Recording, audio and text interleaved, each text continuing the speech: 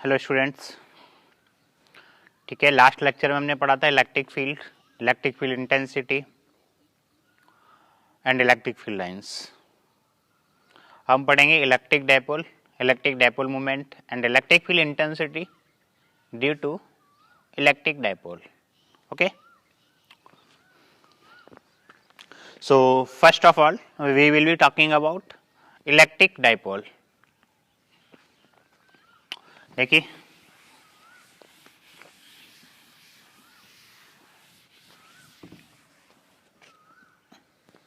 Electric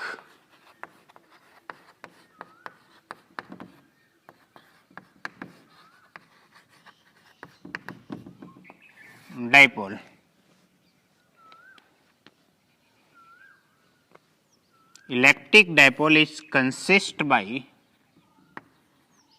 two equal and opposite charges separated some small distance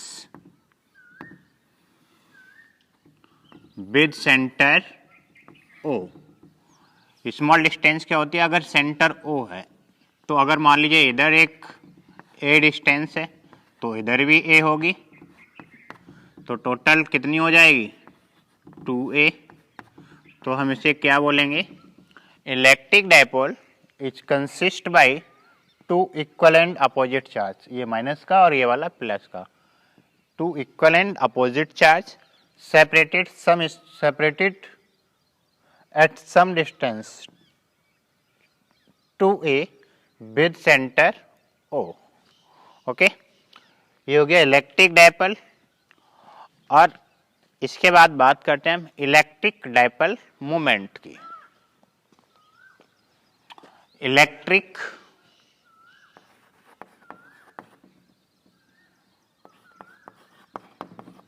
dipole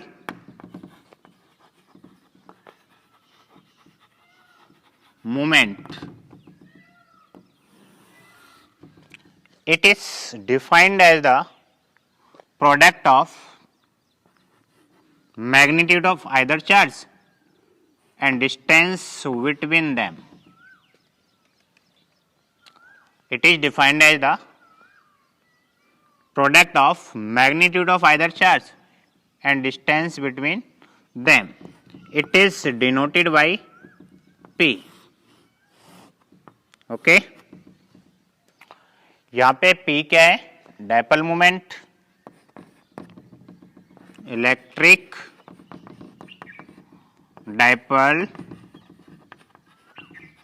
moment. इसका unit रहेगा coulomb into metre. Okay, Q है यहां पे charge,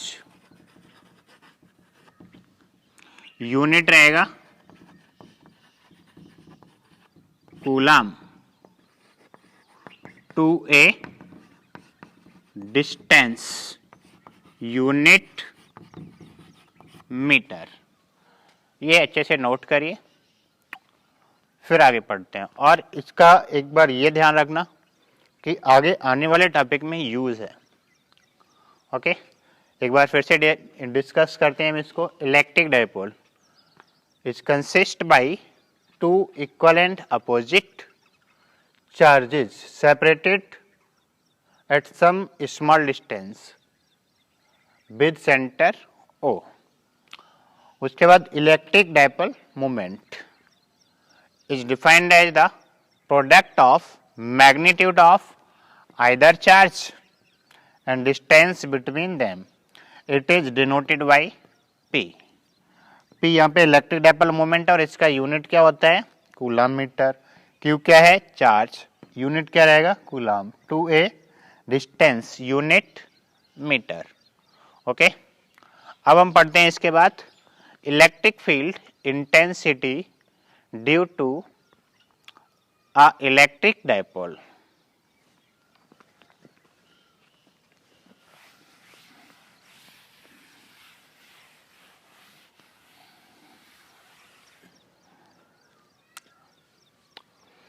Electric field intensity. EFI stand for electric field intensity. पहले तो हम इसकी axial line पे निकालते हैं, फिर इक्वेटोरियल लाइन पे निकालेंगे. Okay, at any point on axial line of electric dipole. ED stand for electric dipole. Okay, this is an electric dipole. हमने बोला था electric dipole is consist by two equal and opposite charges separated some small distance with centre O. अगर ये वाला centre O है तो इधर A, इधर भी A, इधर A. Okay, we have to calculate electric field intensity E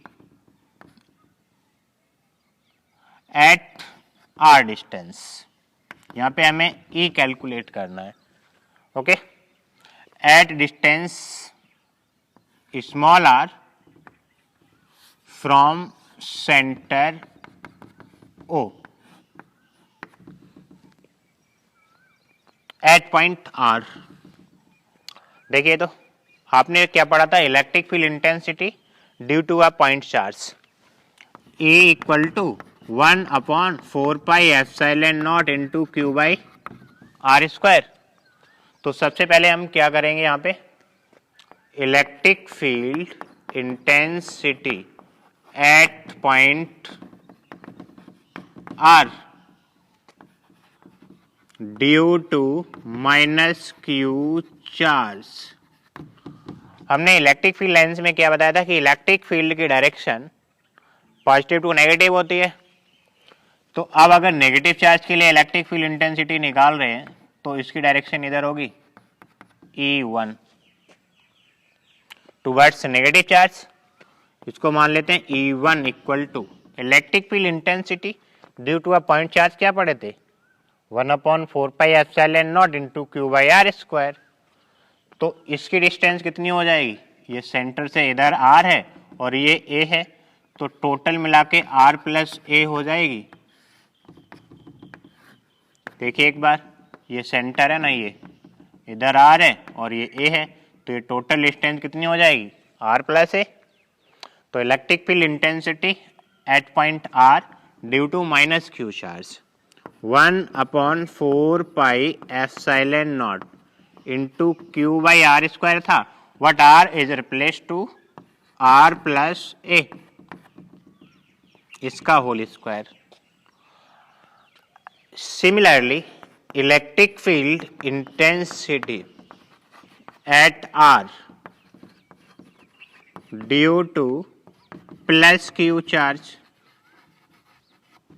plus q charge ये यहाँ पे है, तो बेटा ये वाली डिस्टेंस टोटल यहाँ से यहाँ तक R है, जिसमें से ये वाली माइनस करेंगे तो ये R माइनस A हो जाएगी ऐसे. क्या रह जाएगी, E2 equal to 1/4 pi epsilon not into Q by R minus A का होल स्क्वायर. लेकिन इसकी डायरेक्शन किधर होगी, electric field is always away from positive charge, इस तरफ.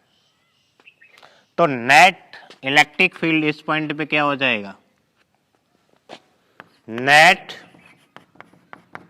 Means resultant electric field intensity at point R. इधर देखते हैं एक बार, E equal to E2 minus E1. E2 का वैल्यू क्या है, अब E2 minus E1 positive direction में या नेगेटिव में, E2 का वैल्यू क्या है, 1/4 pi epsilon not into Q by r minus a का होल स्क्वायर माइनस इसका वैल्यू क्या है 1/4πε0 q by r plus a का होल स्क्वायर। तो दोनों में से 1/4πε0 कॉमन ले लेते हैं ना, यहाँ पे क्या बचेगा Q by r plus a का होल स्क्वायर। इस तरह से क्यू भी कॉमन है तो a इक्वल टू 1/4πε0 क्यू भी बाहर ले लो। जब इसे हम कैलकुलेट करेंगे तो ऊपर आएगा 4a³ divided by are square minus A square, R भी आएगा इसका होल स्क्वायर। ओके, अब हम इसे कैसे लिखें a इक्वल टू सॉरी यहाँ पे आएगा 4ar, इतना आएगा 1/4πε0। इसे हम लिख दें q इंटू 4 को क्या 2a इंटू 2r लिख दें divided by are square minus A square. ये क्या होता है इलेक्ट्रिक डाइपोल मोमेंट। इससे पहले आपने पढ़ा था P equal to Q into 2a। तो यहाँ पे हम क्या लिखेंगे P 1/4πε0 इंटू P और ये 2r divided by are square minus A square का होल स्क्वायर। ये इसका स्क्रीनशॉट लीजिए फिर डिस्कस करते हैं आगे। हो गया?